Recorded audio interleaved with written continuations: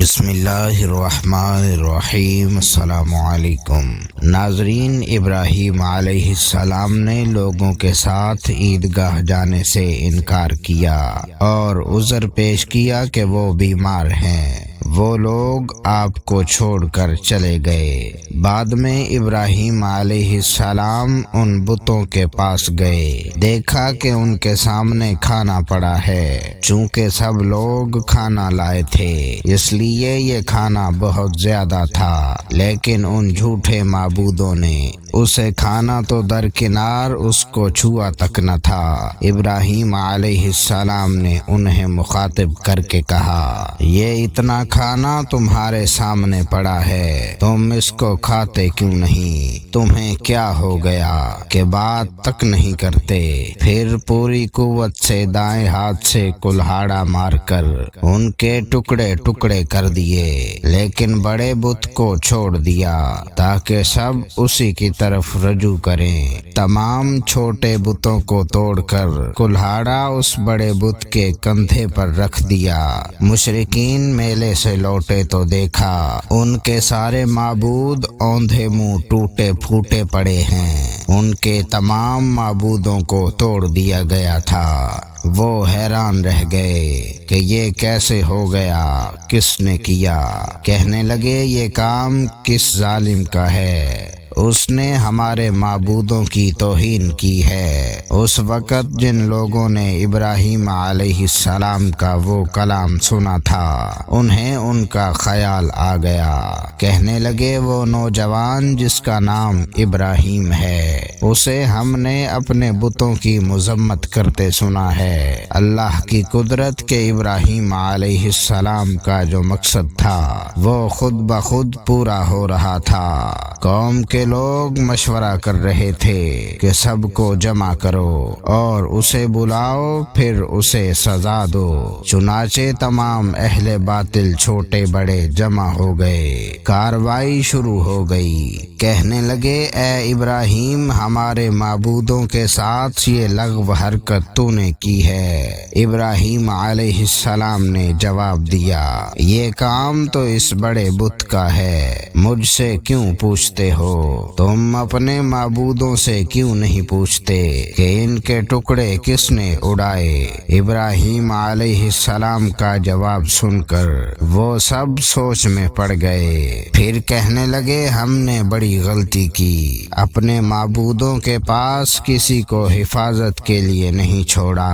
اس قدر واضح بات محسوس کر کے بھی وہ ظالم ایمان نہ لائے، بلکہ شیطان نے ان کے دلوں میں وسوسہ ڈالا اور انہوں نے غور و فکر کر کے کہا، اے ابراہیم، کیا تمہیں علم نہیں؟ یہ تو بے زبان ہیں، یہ بول نہیں سکتے۔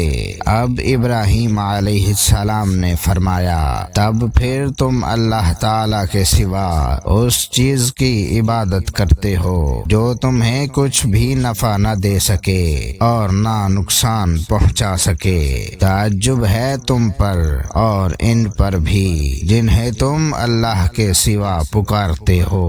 کیا تم میں بالکل عقل نہیں؟ اس طرح ابراہیم علیہ السلام نے ان پر حقیقت خوب اچھی طرح واضح کر دی۔ ان سے فرمایا، تم ان کی پوجا کرتے ہو جن کو تم خود تراشتے ہو، یعنی ان کا حال تو یہ ہے کہ تم نے ان کو خود اپنے ہاتھوں سے تراشا اور ان کی عبادت کرنے لگے، جبکہ تمہیں اور تمہاری بنائی ہوئی چیزوں کو اللہ تعالیٰ ہی نے پیدا کیا ہے۔ ابراہیم علیہ السلام نے ایک کلہاڑے کی مدد سے ان سب بتوں کو تہس نہس کر دیا تھا۔ یہ اس بات کی واضح ترین نشانی تھی کہ یہ بالکل بے بس ہیں، لیکن اس واضح نشانی کے باوجود وہ اپنے کفر پر ہی ڈٹے رہے اور لگے حضرت ابراہیم علیہ السلام کو دھمکیاں دینے۔ کہنے لگے، اس کے لیے ایک آتش کدہ بناؤ لاؤ اور اسے اس دہکتی آگ میں ڈال دو۔ پھر ان لوگوں نے ایک چٹیل میدان کا انتخاب کیا جہاں مٹی نام کی کوئی چیز نہیں تھی۔ اس میدان کو پتھروں کی بار کے ساتھ گھیر دیا گیا۔ پھر سب لوگوں کو حکم دیا گیا کہ وہ لکڑیاں جمع کر کے اس گھیری ہوئی جگہ میں رکھیں۔ چنانچہ سب لوگ لکڑیاں جمع کر کے وہاں لانے لگے، یہاں تک کہ عورتوں اور بچوں نے بھی اس کام میں بڑھ چڑھ کر حصہ لیا۔ میدان میں اتنی لکڑیاں جمع ہو گئیں کہ زمین نظر نہیں آتی تھی۔ یہ لکڑیاں زمین پر ایک اونچی دیوار محسوس ہوتی تھی۔ پھر ان لکڑیوں کو آگ لگائی گئی۔ جب آگ کے شعلے آسمان سے باتیں کرنے لگے تو انہوں نے ابراہیم علیہ السلام کو آگ میں ڈالنے کے لیے ایک جھولا تیار کیا۔ اس میں حضرت ابراہیم علیہ السلام کو رکھا گیا۔ اس وقت آپ نے یہ دعا پڑھی، حسبنا اللہ و نعم الوکیل، ہمیں اللہ کافی ہے اور وہی بہترین کارساز ہے۔ بخاری میں ہے، رسول اللہ صلی اللہ علیہ وآلہ وسلم نے فرمایا، حسبنا اللہ و نعم الوکیل۔ ابراہیم علیہ السلام نے اس وقت فرمایا تھا جب انہیں آگ میں پھینکا جانے لگا تھا، مطلب یہ کہ ہم اللہ ہی پر بھروسہ کرتے ہیں، اس کے سوا ہمارا کسی پر بھروسہ نہیں۔ بعض روایات میں یہ بھی ہے کہ جب ابراہیم علیہ السلام کو آگ میں ڈالا جانے لگا تو جبرائیل علیہ السلام آئے اور کہا، اے ابراہیم، کوئی حاجت ہے تو میں حاضر ہوں۔ حضرت ابراہیم علیہ السلام نے فرمایا، اگر تم اپنی مرضی سے آئے ہو تو مجھے تمہاری کوئی ضرورت نہیں۔ ایک دوسری روایت میں ہے کہ بارش کے فرشتے نے حاضر ہو کر کہا تھا،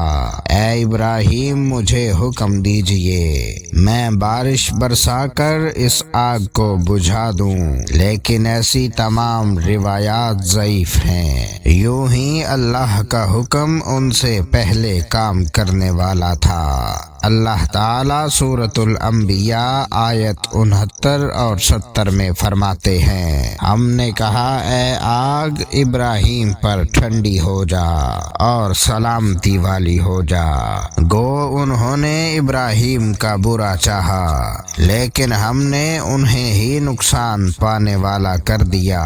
چنانچہ جب ابراہیم علیہ السلام کو آگ میں ڈالا گیا تو وہ ٹھنڈی ہو گئی۔ ابن عباس رضی اللہ تعالی عنہ فرماتے ہیں، اگر اللہ تعالی آگ سے یہ نہ فرماتے کہ سلامتی والی ٹھنڈی ہو جا تو وہ اس قدر سرد ہو جاتی کہ اس کی ٹھنڈک سے تکلیف محسوس ہوتی۔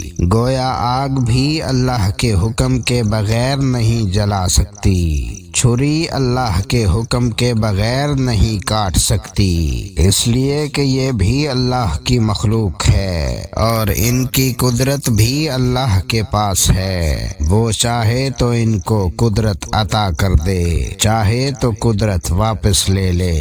آگ کو ٹھنڈا ہونے کا حکم ہوا اور ٹھنڈی ہو گئی۔ اس نے نہ ابراہیم علیہ السلام کے کپڑے جلائے، نہ جسم کے کسی حصے کو نقصان پہنچایا، صرف وہ رسیاں جلائیں جن سے آپ کو باندھا گیا تھا۔ سبحان اللہ۔ لوگ آگ کے گرد اس انتظار میں کھڑے تھے کہ جو ہی انہیں آگ میں پھینکا جائے گا وہ جل کر راکھ ہو جائیں گے، لیکن وہ یہ دیکھ کر حیران رہ گئے کہ ابراہیم علیہ السلام بڑے ناز سے آگ کے درمیان بیٹھے ہیں۔ بعض روایات میں ہے کہ ابراہیم علیہ السلام فرمایا کرتے تھے، مجھے ان دنوں جو راحت اور سکون حاصل تھا، ویسا آگ سے نکلنے کے بعد نہیں ہوا۔ لوگ اس معجزے کو دیکھ کر حیرت زدہ تھے۔ پھر ابراہیم علیہ السلام آگ سے نکلے۔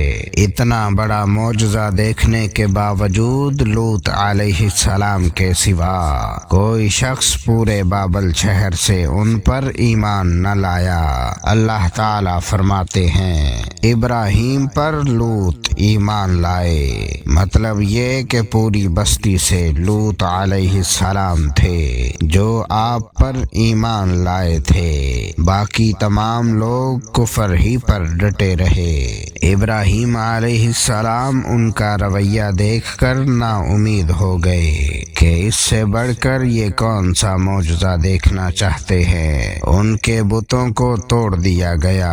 اپنی آنکھوں سے اللہ کی نشانی ان لوگوں نے دیکھی، پھر بھی یہ ایمان نہیں لائے، چنانچہ آپ نے وہاں سے ہجرت کا ارادہ فرما لیا۔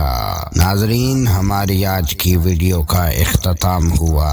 ملیں گے ایک اور ایمان افروز ویڈیو کے ساتھ، تب تک کے لیے اللہ نگہبان۔